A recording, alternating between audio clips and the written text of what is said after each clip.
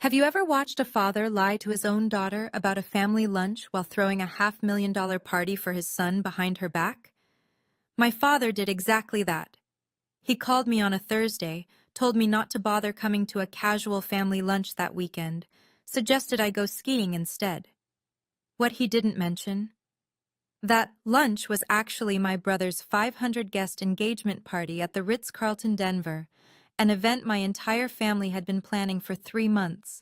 Everyone was invited, everyone except me. But here's where it gets interesting. While they were toasting Brandon's success in the grand ballroom, I was 3 hours away in Aspen, about to post a ski selfie that would accidentally destroy their perfect night.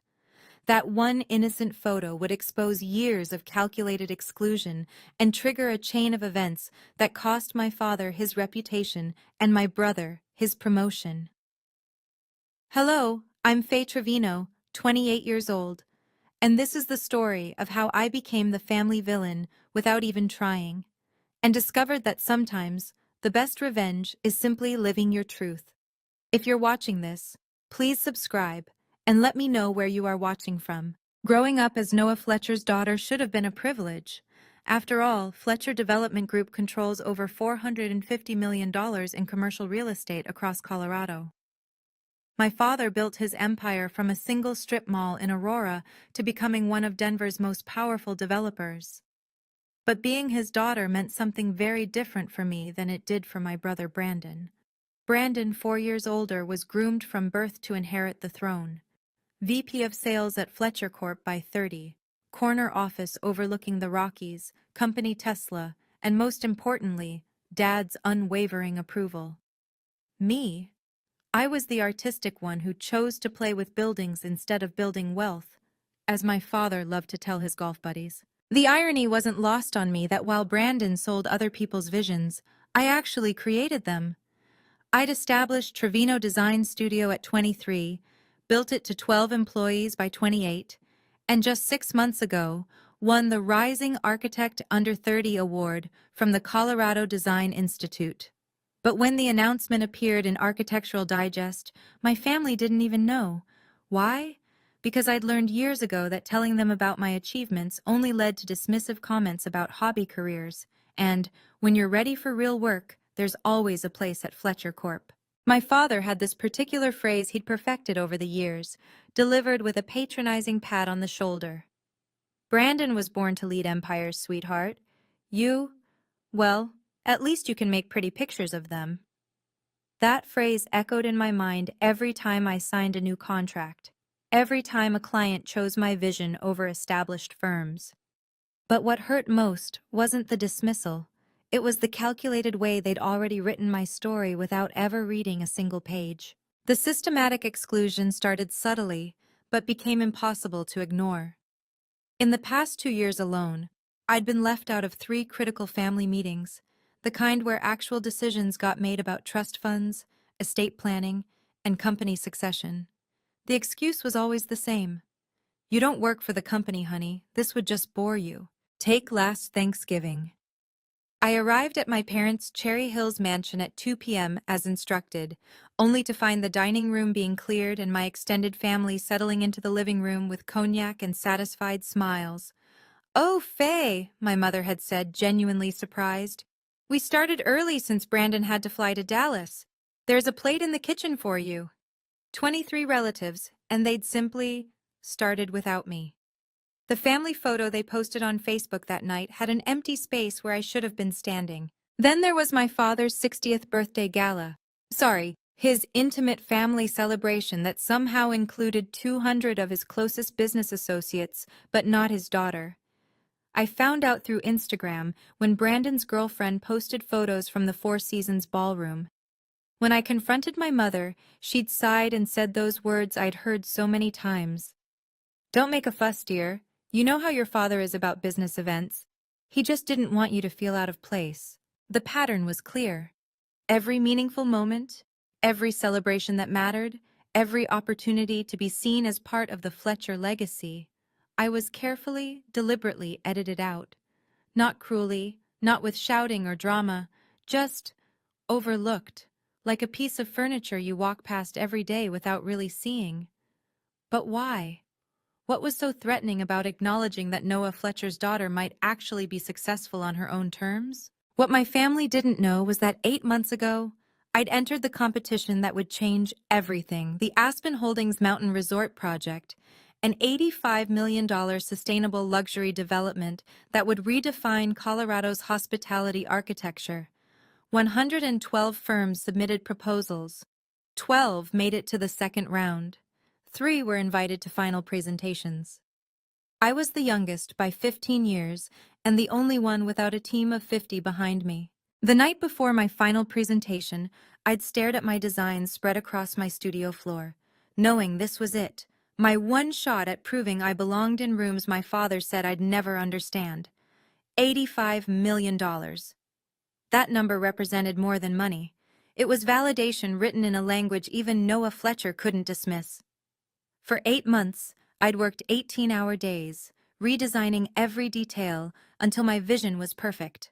My team had grown exhausted, then exhilarated, then exhausted again as we pushed beyond what anyone thought possible from a boutique firm.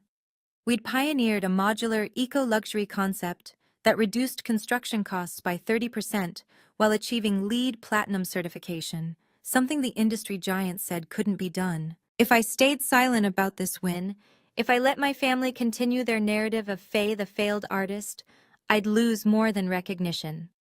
The announcement was scheduled for November 16th at 9 p.m. Marcus Smith, CEO of Aspen Holdings, would reveal the winning firm at a major industry event. 500 of Colorado's most influential developers, architects, and investors would be there, including, I'd recently learned, my father, who'd been trying to court Aspen Holdings for a decade. The email from Sarah Williams at Aspen Holdings sat in my inbox like a ticking time bomb. Congratulations again, Ms. Trevino. We look forward to announcing your selection publicly on Saturday evening. The damage to my reputation went deeper than family dinners. 3 weeks ago, I'd overheard Brandon at a mutual friend's wedding, holding court at the bar with his usual audience of Fletcher Corp associates. My sister? He'd laughed, gesturing with his whiskey. She plays architect. You know, draws pretty pictures for rich housewives who want to renovate their kitchens. Dad still pays her rent, but we don't talk about it. I'd frozen behind a column, listening as my own brother reduced my career to a punchline. The worst part? I recognized some of my actual clients in his audience, nodding along politely, probably wondering if what he said was true. My father was even more damaging in his subtlety. During a recent charity auction where I'd donated a pro bono design consultation, he'd stood up and announced to the room, "That's my daughter's little offering. She dabbles in design. Hopefully someone here can give her some real experience." The winning bid came from pity, not respect. I could see it in the buyer's eyes. The truth they refused to acknowledge? I'd been financially independent since 23. My studio's revenue last year hit $3.2 million. We employed 12 full-time professionals, including 2 engineers poached from Gensler. My downtown Denver loft, the one Brandon claimed Dad paid for, I'd bought cash after landing the Morrison Hotel renovation. But the most ironic twist? Jessica Monroe, Brandon's new fiancée with her 2 million Instagram followers, had been my college roommate. She knew exactly how hard I'd worked, how many nights I'd stayed up perfecting designs while she partied. Yet now she stood beside Brandon, nodding sympathetically when he explained why poor Faye couldn't cut it in the real world. The narrative was suffocating. And on November 16th, I finally had the chance to shatter it completely. Have you ever been diminished by your own family despite working harder than anyone else? Drop a comment and let me know. And if this story is hitting close to home, make sure you're subscribed, because what happens next is something you won't want to miss when I show up at the party nobody invited me to. Trust me, you don't want to miss this. The call came Thursday evening, November 14th, while I was reviewing final contracts with my legal team. Dad's name flashed on my phone, unusual, since he typically had his assistant coordinate our rare interactions. "Faye, quick thing," he said, not bothering with hello. "This weekend we're having a small family get-together. Nothing fancy, just lunch at the house." "Oh?" I shifted the phone, genuinely surprised. What time should I? Actually, you don't need to come. It's mostly Brandon's friends, some family. You'd be bored. Very casual, nothing important. The dismissal was so smooth, so practiced. Dad, I can rearrange my schedule if… No, enjoy your weekend. Do that hiking thing you like. The mountains should be beautiful with the fresh snow. He hung up before I could respond. The entire conversation lasted 43 seconds. I sat there staring at my phone, that familiar ache settling in my chest. Even their rejections were efficient, optimized to waste as little time on me as possible. 2 hours later, my phone buzzed with a text from Emma, my 19-year-old cousin who was studying at CU Boulder. Just a single message that changed everything. OMG, can't believe Brandon's engagement party is going to be so insane. My heart stopped. Engagement party? I typed back carefully. Wait, what party? The one on Saturday? At the Ritz? Mom said the whole family's been planning it for months. Aren't you coming? I stared at those words, reading them 3 times to make sure I understood.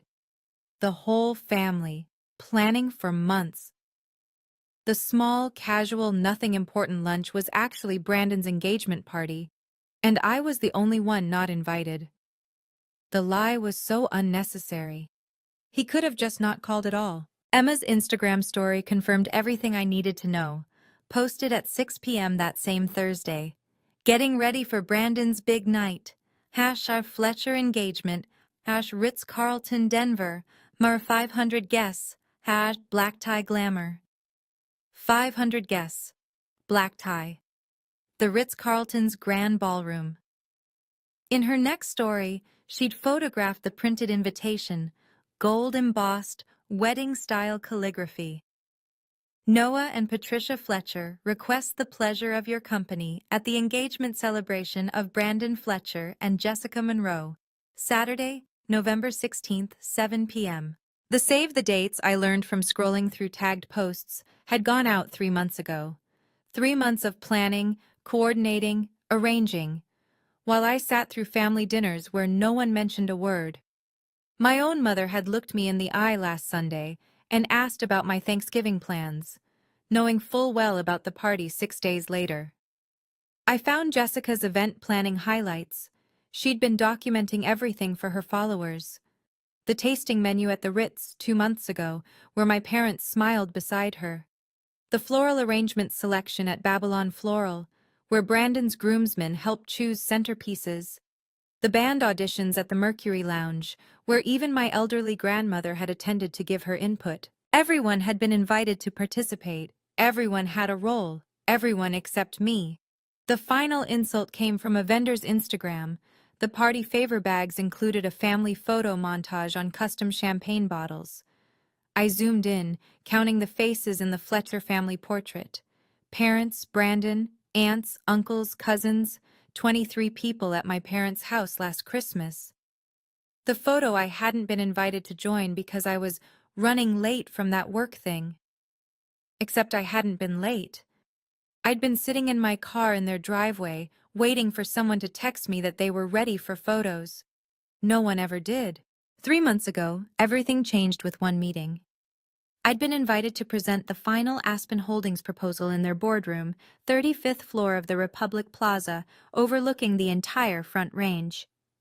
Marcus Smith sat at the head of the table, his reputation preceding him. The man who'd transformed Aspen Holdings from a regional player into a billion-dollar empire. Ms. Trevino, he'd said after my 90-minute presentation, I've seen 100 proposals for this project. Yours is the only one that doesn't try to impose architecture onto the mountain. You're letting the mountain speak through the architecture. He'd stood, walked to the floor-to-ceiling windows, and gestured at the Rockies. Every major firm promised me luxury. You're promising me harmony. Your modular design cuts our costs by 30% while achieving environmental standards my board said were impossible. Tell me, why isn't Fletcher Development backing his daughter's firm for a project like this? The question had hung in the air. I'd simply smiled and said, I prefer to earn my opportunities, Mr. Smith, not inherit them. He'd laughed. A genuine surprised sound. Noah Fletcher's daughter, but you go by Trevino, your mother's maiden name? My grandmother's, actually. She was the one who taught me that buildings should serve people, not egos. That afternoon, Sarah Williams, Aspen's CFO, had pulled me aside. Between you and me, Marcus has been trying to work with your father for years, but something always felt off. Your proposal is exactly what we've been looking for. Someone hungry enough to innovate, not just replicate. The contract would be signed within the week she'd promised. The announcement would be made at the Colorado Development Summit on November 16th. Marcus wanted maximum impact. 500 industry leaders witnessing the future of sustainable luxury design. The email from Sarah Williams arrived Friday morning, November 15th, with a subject line that made my pulse race. Final confirmation, tomorrow's announcement. Dear Faye, just confirming the schedule for tomorrow evening. Marcus will announce the Aspen Mountain Resort Architect selection at 9:00 p.m. sharp during the Colorado Development Summit. As discussed, this will coincide with the networking portion of the Fletcher Engagement Celebration, as many summit attendees will be present at both events. The Ritz-Carlton has confirmed the summit's Windsor room is adjacent to the Grand Ballroom. Marcus particularly wants to ensure maximum industry visibility for this announcement. Contract Namshand AH 2024-8574 will be displayed on screen, along with your portfolio highlights. Congratulations again on this historic win, the youngest lead architect in Aspen Holdings' 40-year history. Best, Sarah Williams, CFO. I read it 3 times, my mind spinning at the bizarre coincidence. The summit was in the room next door to Brandon's engagement party. At 9 p.m., exactly when Brandon was scheduled to give his speech according to Jessica's Instagram timeline, Marcus would be announcing my selection to the same crowd of power players. But they were separate events. I wouldn't be at the engagement party. I wasn't invited. I'd already booked my Saturday in Aspen, a solo ski trip to clear my head before the biggest announcement of my career. The irony wasn't lost on me. While my family celebrated Brandon's personal milestone, I'd be 3 hours away, preparing for my professional triumph. My phone buzzed with another email from Marcus himself. Faye, looking forward to tomorrow's announcement. Your father will be surprised to learn what his daughter has accomplished. See you at the summit. MS. Wait, see me at the summit? But I hadn't planned to attend in person. Or had Marcus assumed I would be there, given that my entire family would be next door? Saturday morning, November 16th, I made my choice. The Aspen slopes were calling, just as my father had suggested. If my family wanted to celebrate without me, then I'd celebrate without them too. I loaded my gear into my Tesla at 6 a.m., the Denver skyline still dark against the mountains. 3 hours to Aspen, a full day of skiing, and back by evening to watch the announcement remotely. Perfect. The snow conditions were immaculate. 15 inches of fresh powder from the storm 2 nights ago. By 2 p.m., I'd completed 8 runs down Highland Bowl, each one washing away another layer of hurt from Thursday's call. This was what I needed. The mountains, the speed, the reminder that I'd built a life beyond my family's narrow definitions. At 7:30 p.m., I stopped at the Mid-Mountain Lodge for hot chocolate. The sun was setting behind the peaks, painting everything gold and pink. On impulse, I pulled out my phone for a selfie, goggle tan, wind-burned cheeks, and the biggest genuine smile I'd worn in months. The background was spectacular. Aspen Mountain stretching into the distance, the last light catching the snow crystals in the air. I posted it to Instagram with a simple caption, "Perfect powder day at Aspen. Sometimes you just need to breathe at 11,000 feet. Had Aspen snow, had powder day. Living my best life." Then I tucked my phone away and headed for one more run. The party would be starting now, I realized. Brandon in his custom tux, Jessica in whatever designer gown she'd documented for her followers, my parents playing proud host to Denver's elite. And me? I was exactly where I wanted to be. Carving fresh tracks in virgin snow, 3 hours and a world away from their suffocating expectations. 10 minutes later, My phone started vibrating in my pocket. I ignored it, focusing on the moguls ahead. But it didn't stop. By the time I reached the bottom of the run, the buzzing was constant. 47 missed calls from Noah, 18 from my mother, 12 from Brandon, 23 text messages. My WhatsApp was exploding, even LinkedIn showed notifications. The first coherent text was from Emma. OMG, Faye! Everyone's going crazy! Your ski post is on the main screen. Jessica was live streaming when it popped up, and now everyone's asking where you are. Dad's about to lose it. I scrolled up to Jessica's Instagram live replay. There she was, radiant in a champagne Versace gown, giving a tour of the ballroom to her 2 million followers. And here's the amazing photo montage of Brandon's family, she'd been saying when my ski selfie appeared on her phone. Oh, wait, is that Faye in Aspen right now? Wait. The camera had shaken as voices rose in the background. Where's Faye? Someone asked loudly. Why isn't Noah's daughter here? Another voice added. The live stream showed my father's face turning from confused to furious as board members started asking questions. A text from Brandon, all caps. How could you do this to me? Another from Noah. Get back here now. You're embarrassing the entire family. From my mother. Sweetheart, please. Whatever point you're trying to make, you've made it. Come back. The last text made me pause. It was from Marcus Smith. Interesting timing with your ski post, Faye. The whole ballroom is buzzing. Your father just told my table you're dealing with personal issues and couldn't attend. See you at 9 for the announcement, or are you really in Aspen? My response was simple. I'm exactly where my father told me to be, enjoying my weekend in the mountains. The next call came while I was in the lodge, and this time Noah didn't bother hiding his rage. I could hear the ballroom noise behind him. He'd stepped into the hallway but hadn't gone far enough. His voice echoed off marble. You selfish, vindictive little... He caught himself, lowering his voice. Get in your car right now. You have 3 hours. If you're not here by 10, you're done. Do you understand me? Done with this family. Dad, I don't understand. You told me not to come. You said it was just a casual lunch, told me to go enjoy the mountains. Don't play stupid with me, Faye. You knew. You've always been jealous of your brother's success, and now you're trying to ruin his moment. In the background, I heard someone say, Noah, Marcus Smith is asking for you. He says it's about the announcement. My father's breathing changed. What announcement? What have you done? I'm skiing, Dad. Just like you suggested, enjoying the beautiful snow you mentioned. This is about that little architecture project, isn't it? You think winning some small design contest makes you special? Brandon just secured a $50 million partnership for Fletcher Corp. That's real success, not your artistic dabbling. I heard Brandon's voice getting closer. Dad, people are leaving. The Washingtons just said goodbye, and the Pembertons are getting their coats.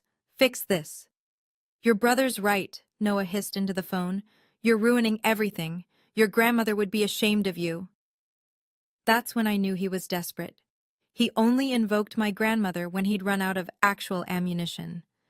Grandma's the one who taught me to stand up for myself, Dad. Have a lovely party. I need to go. The lift is closing soon. I hung up on Noah Fletcher for the first time in my life. Wow, are you still with me? Because what happens next is the moment nobody saw coming. Marcus Smith, the CEO my father desperately wanted to impress, is about to make an announcement that will silence that entire ballroom of 500 people. If you've ever been underestimated, this is the moment you've been waiting for. Like this video and comment "Justice" if you want to see karma in action. At 8:45 p.m., while I sat in my car in the Aspen parking lot, my phone lit up with a call from an unknown Denver number. I almost didn't answer, but something made me swipe. Ms. Trevino? This is James Crawford from the Denver Business Journal. I'm at the Colorado Development Summit, and Marcus Smith just asked me to confirm if you'll be calling in for the announcement. He seems to think you're indisposed? My heart stopped. The announcement is still happening? Oh, yes. In fact, Mr. Smith just informed the entire summit that tonight's selection will, quote, redefine what we consider architectural excellence in Colorado. The interesting thing is, Ms. Trevino, half the summit attendees are now in the Fletcher engagement party next door. Your father just gave a toast about family legacy and the importance of, I believe his words were, choosing successors who understand real business. I could hear the ballroom noise through his phone. Is Marcus in the engagement party? He's at the VIP table with your father, actually, along with the entire Aspen Holdings board and several Fletcher Corp board members. Oh, and Mr. Smith just stood up. He's walking to the microphone. Ms. Trevino, are you calling in or not? Put me on speaker, I said, my hands shaking as I started my car. I'll listen from here. Through the phone, I heard Marcus's voice echoing through the ballroom. Ladies and gentlemen, before Brandon gives his speech, I have an announcement that concerns the future of development in Colorado. Noah, you'll want to hear this. The ballroom went quiet. 500 people all waiting. In the background, I heard my father's confused voice. Marcus, this is my son's engagement party. Can't this wait? No, Noah, it really can't. Marcus's voice carried through the phone with perfect clarity. For the past 8 months, Aspen Holdings has conducted a search for the lead architect of our new $85 million mountain resort project. 112 firms submitted proposals. Tonight, I'm pleased to announce our selection. The ballroom screen, the same one that had been showing Brandon and Jessica's photos, flickered to life with the Aspen Holdings logo. I could hear the confused murmurs through Crawford's phone. The winning design reduces construction costs by 30% while achieving LEED Platinum certification, something our industry said was impossible. The architect behind this innovation is the youngest in our company's 40-year history to lead a project of this magnitude. The screen changed. My portfolio appeared: the Morrison Hotel renovation, the Riverside Eco Complex, the Denver Art Pavilion. Then my headshot from Architectural Digest with the headline, Rising Star Under 30, Faye Trevino Reshapes Colorado Architecture. Ladies and gentlemen, Aspen Holdings' lead architect for the mountain resort project is Faye Trevino of Trevino Design Studio. The silence lasted exactly 5 seconds. Then the ballroom erupted. Through the phone, I heard chairs scraping, voices rising, someone saying, "Isn't that Noah's daughter, the one who's not here?" Marcus continued, his voice cutting through the chaos. Contract number AH 2024-8574 was signed 3 months ago. Ms. Trevino's innovative modular design beat out proposals from firms 10 times her size.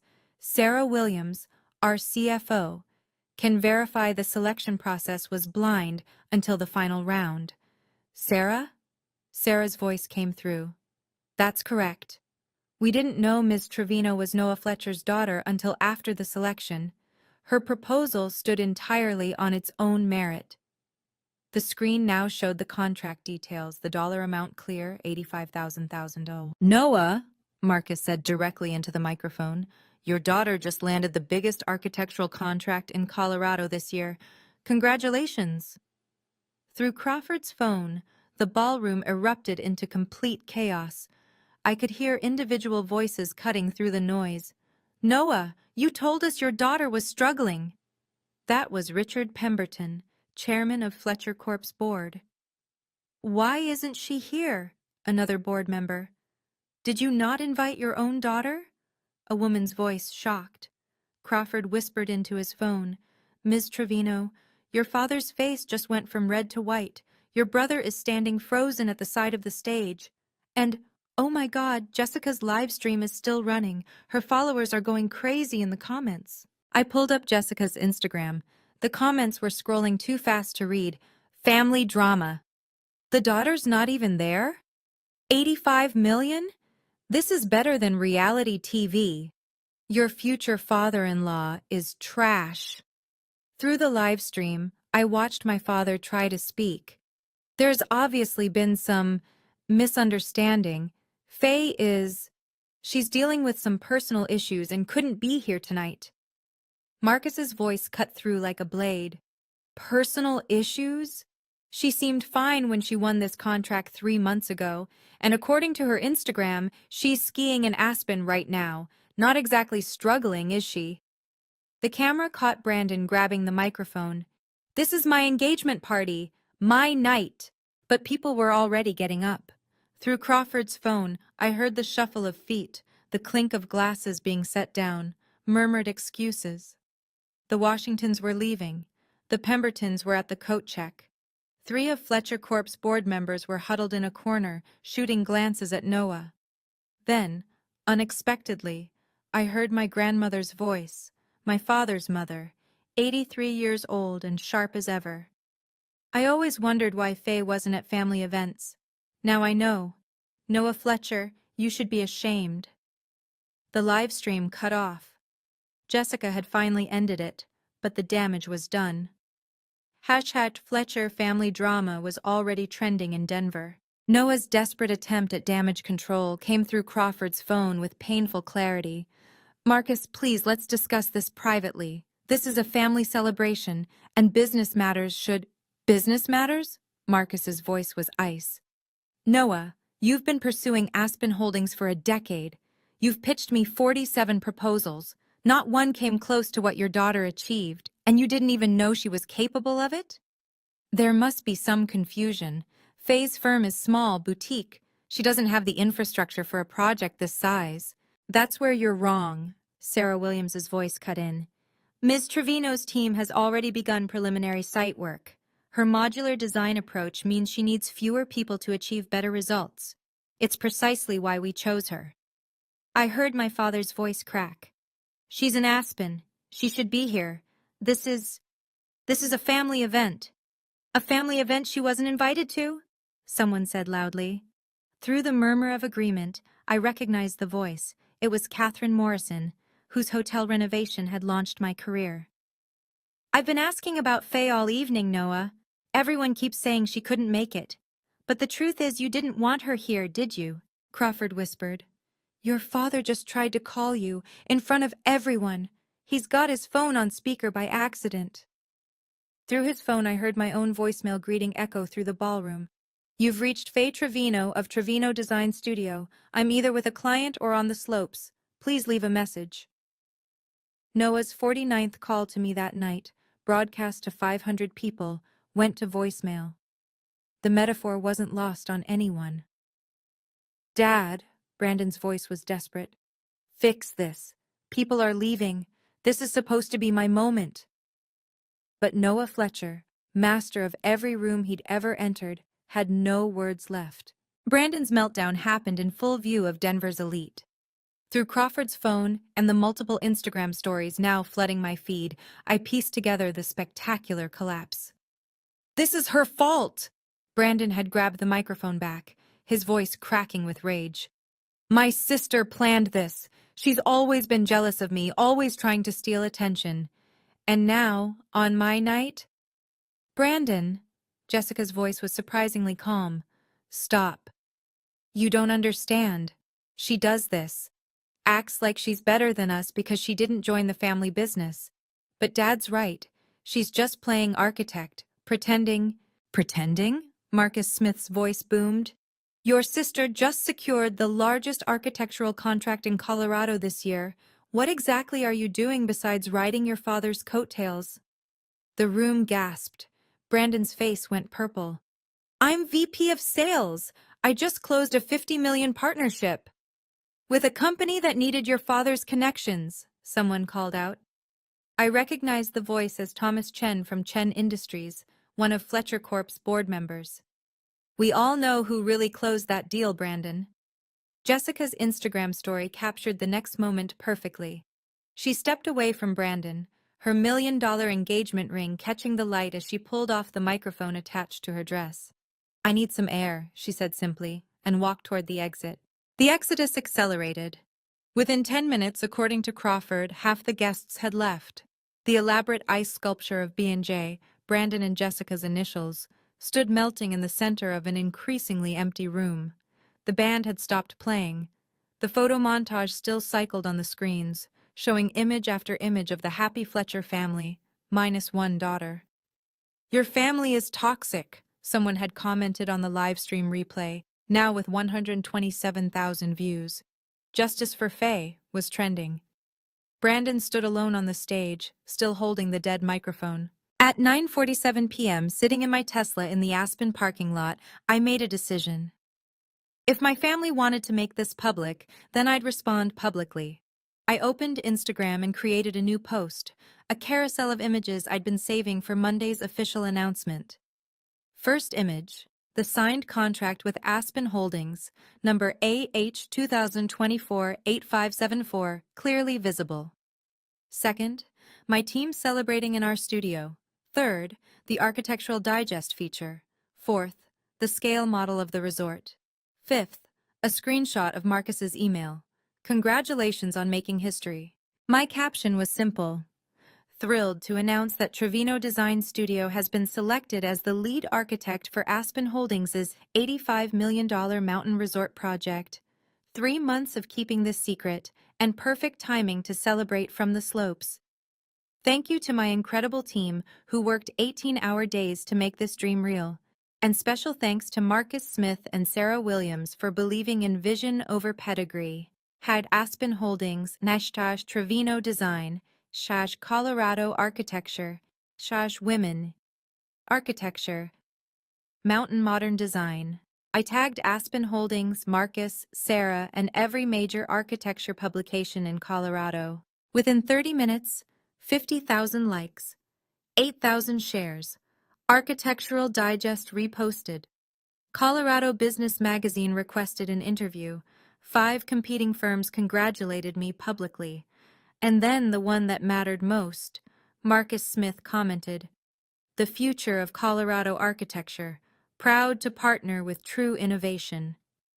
My phone exploded with notifications, emails from potential clients, LinkedIn requests from developers across the country, text messages from college friends who'd seen the drama unfold in real time. But the most interesting message came from Jessica. "I'm so sorry, Faye. I didn't know. Brandon told me you were too busy to come. I see it all now. You deserve so much better." Success, I realized, didn't need anyone's permission, especially not from people who'd already written my story without me. By Monday morning, November 18th, the fallout was measurable and devastating. The Denver Business Journal ran the headline, "Fletcher Family Drama Overshadows Engagement, as Daughter's $85 win revealed." The article detailed not just the announcement, but the apparent family rift that left industry insiders questioning Noah Fletcher's judgment. Fletcher Corp's stock opened down 8%, losing $32 million in market value in the first hour of trading. The board called an emergency meeting for noon. According to my contact at the company, Brandon's own assistant who'd always been kind to me, 3 board members were demanding answers about leadership judgment and family values. The social media disaster continued to spiral. Jessica's livestream clips had been turned into memes. "This is my night" became a TikTok sound used to mock entitled behavior. A Twitter thread analyzing the toxic family dynamics of Denver's elite got 2.3 million views. Someone had created a Wikipedia page for the incident, the Fletcher engagement disaster of 2024.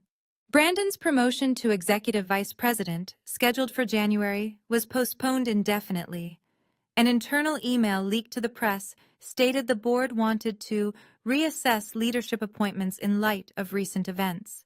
His $50 million partnership, the one he'd bragged about, was being reviewed after the client expressed concerns about corporate culture at Fletcher Corp. But the most damaging blow came from an unexpected source. Richard Pemberton, chairman of Fletcher Corp's board, gave a brief statement to the Financial Times. "The board is concerned about any leadership that fails to recognize and cultivate talent, especially within their own family. We're reviewing all executive positions to ensure Fletcher Corp maintains the highest standards of professional judgment." Translation: Noah's job as CEO was no longer secure. The empire he'd built over 30 years was shaking because he'd failed to invite his daughter to a party. Noah's email arrived at 3:17 a.m. on Tuesday, November 19th. 4 pages of single-spaced text that alternated between apology, justification, and desperate bargaining. Faye, I realize I may have been hasty in some of my decisions regarding family events. Your mother and I were trying to protect you from the pressures of corporate social obligations. We thought you'd be happier pursuing your own path without the burden of Fletcher Corp expectations. Clearly, we miscommunicated our intentions. I'm prepared to offer you the position of Senior Vice President of Development, reporting directly to me. The compensation package includes a base salary of $750,000, plus bonuses and stock options. Additionally, I'm willing to transfer 10% of my personal shares to you immediately, with another 10% vested over 5 years. This would make you the third largest shareholder in Fletcher Corp. Your brother understands that you deserve recognition within the family business. We can announce your appointment at the December board meeting, positioning it as a strategic expansion into architectural development. The Aspen Holdings project could be absorbed under Fletcher Corp's umbrella, giving you access to our resources and connections. Please call me. Your mother is distraught. Brandon wants to apologize. We're family, Faye. Family forgives. Dad. I read it twice, then marked it as read without responding. The little check marks turned blue, letting him know I'd seen it. The silence would say more than any words could. He called 17 times over the next 6 hours. Each voicemail grew more desperate. The final one, left at 9:43 a.m., was just 12 seconds. Faye, sweetheart, I was wrong. Please, just tell me what you want. What I wanted was something he couldn't give me. 28 years of being seen, valued, and included. But I'd already given that to myself. The extended family's response surprised me most. Within a week of the engagement disaster, my phone filled with messages from relatives I hadn't heard from in years. Aunt Patricia, my father's sister. Faye, honey, I always wondered why you missed so many gatherings. Noah always said you were too busy with your little projects. I should have questioned it. Uncle Robert. Your grandmother called me crying. She's furious with Noah. She wants you to know she's proud of you. My cousin Michael from Boston. Just saw the news about your Aspen contract. Incredible. Also saw the video of Uncle Noah's party. What a mess. Team Faye all the way. But the most meaningful call came from my grandmother herself, Eleanor Fletcher, the woman who'd built the foundation of the Fletcher Empire alongside my grandfather before Noah took over. Darling girl, she said, her voice strong despite her age. I've watched my son become someone I don't recognize. The Noah I raised would never have excluded his own daughter. You did nothing wrong by living your life. If anything, you showed more Fletcher spirit than any of them. You built something from nothing, without help, without connections. That's what your grandfather did. That's what I did. Don't you dare apologize for succeeding. The family WhatsApp group, the one I'd been mysteriously left out of for 2 years, suddenly added me back. 15 relatives had unfollowed Brandon and Noah on social media. The annual Fletcher family Christmas card, traditionally photographed at Noah's house, was being reorganized by Aunt Patricia at a neutral location. She made a point of texting me first with the date.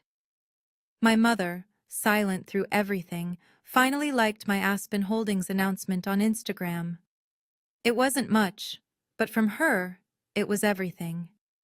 The caption she added when sharing it, "Proud of my daughter's achievements." No mention of Noah, no Fletcher Corp logo, just Mom. The professional windfall exceeded my wildest expectations. Within 10 days of the announcement, Trevino Design Studio transformed from a boutique firm to one of Colorado's most sought-after architectural practices. 7 new clients signed contracts in the first week alone. The Patterson Group wanted us for their $40 million mixed-use development in Cherry Creek. Mountain Vista Resorts offered us 3 properties to redesign. Even the city of Denver reached out about the new public library project, a $62 million landmark initiative. Our total contracts under negotiation hit $147 million. I had to turn down projects, something I'd never imagined possible 6 months ago. My team grew from 12 to 35 employees, including 2 senior architects I'd poached from Hoke and Gensler. We leased the entire 14th floor of the Republic Plaza, right above Aspen Holdings. Marcus Smith personally attended our office warming. Forbes called for their 30 Under 30 Rebels feature. The headline, From Family Outcast to Architecture's Newest Powerhouse, How Faye Trevino Built a 9-Figure Portfolio While Being Excluded from Family Dinners. The Denver Business Journal named me Entrepreneur of the Year. The ceremony was December 15th at the Brown Palace Hotel. They'd also nominated Noah for Executive of the Year, but he withdrew his nomination citing scheduling conflicts. We all knew the truth. He couldn't risk being in the same room where his daughter might overshadow him again. My favorite moment came when the American Institute of Architects invited me to keynote their national conference. The topic they requested? Building success without permission, breaking free from traditional power structures.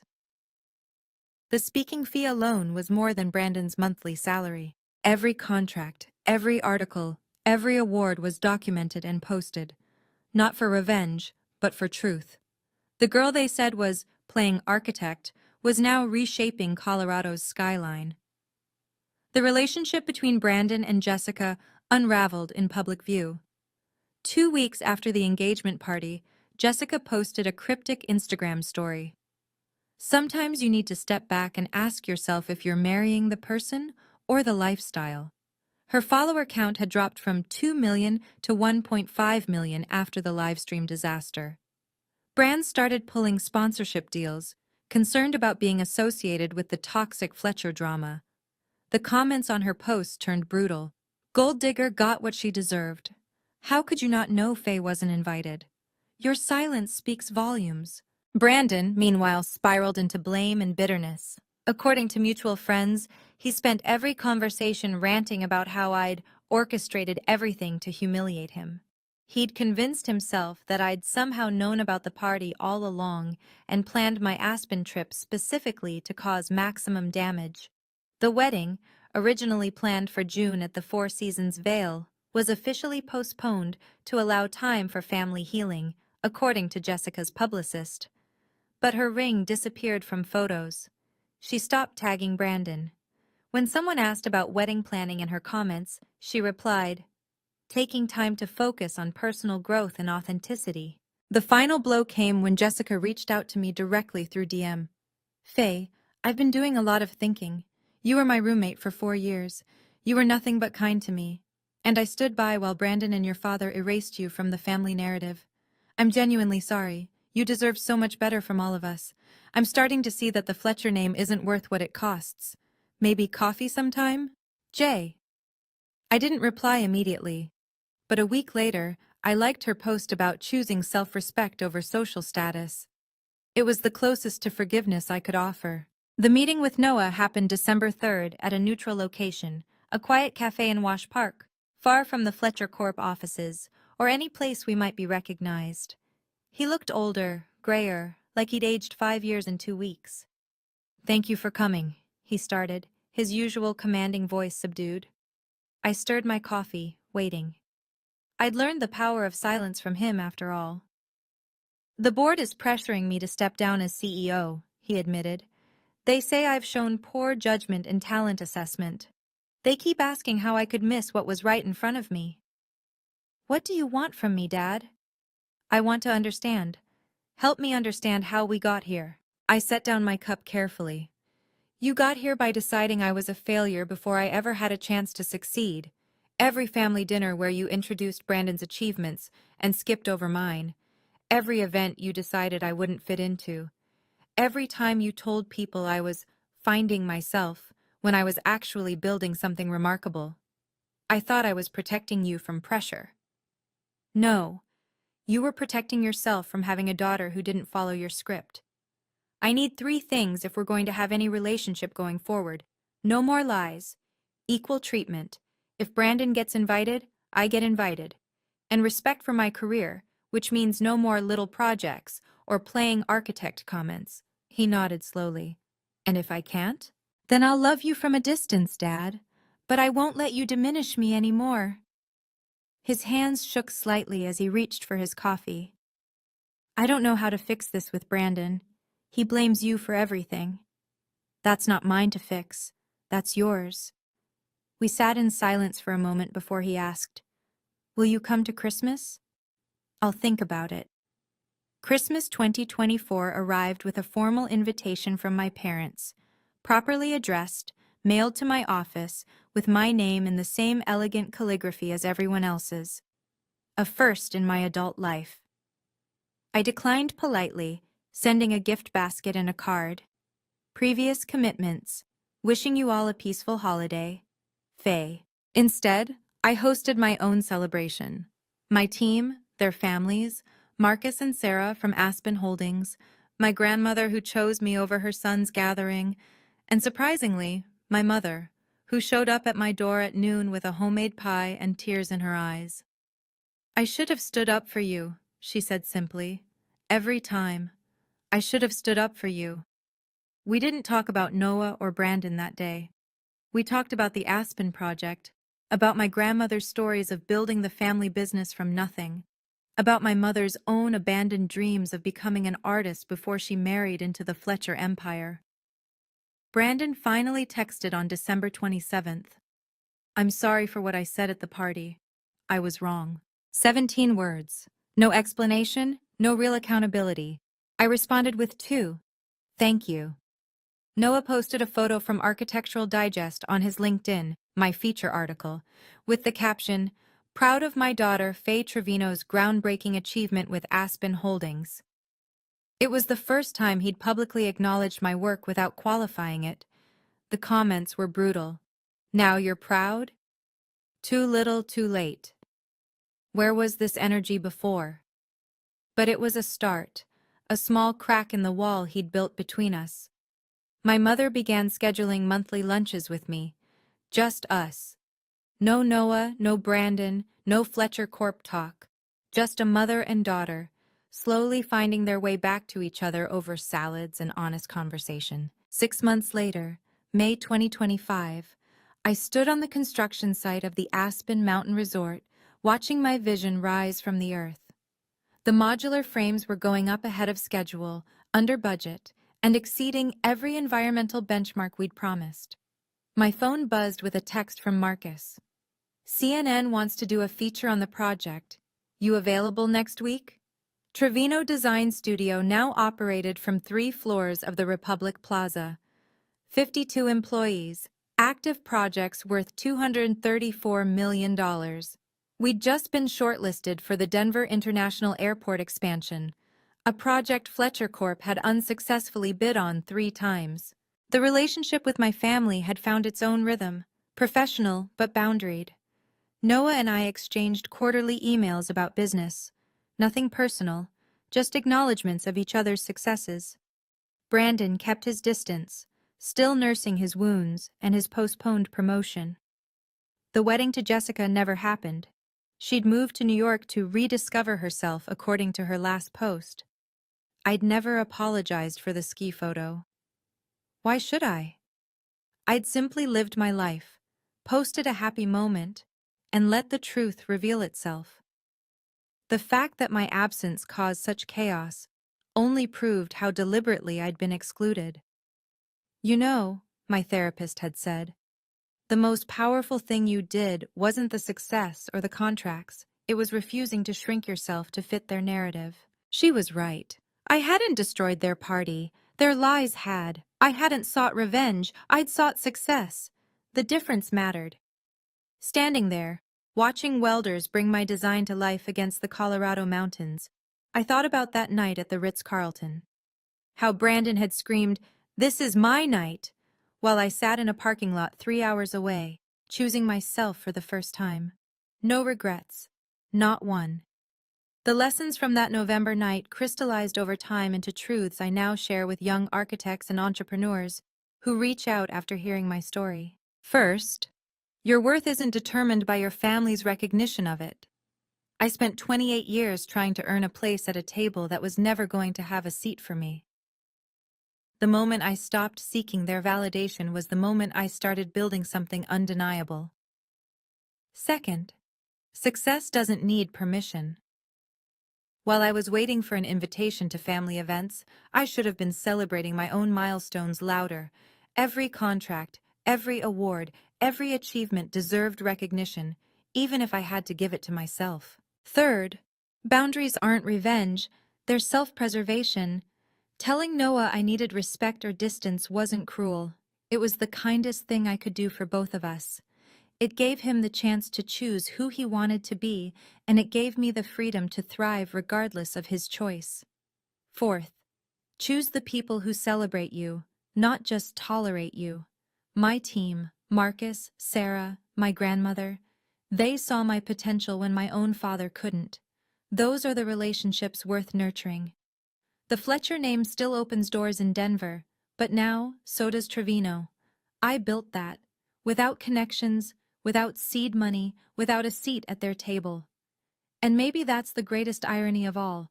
By excluding me, they forced me to become someone who never needed them. When young women ask me how to handle family members who don't believe in their dreams, I tell them this. Don't dim your light for people who refuse to see it shine. Build your empire anyway. Success is the best response, and boundaries are the foundation that success stands on. Thank you for listening to my story. If you're struggling with toxic family dynamics, remember, you deserve respect and recognition. Don't dim your light for those who refuse to see it shine. Subscribe for more stories about setting boundaries and finding your worth.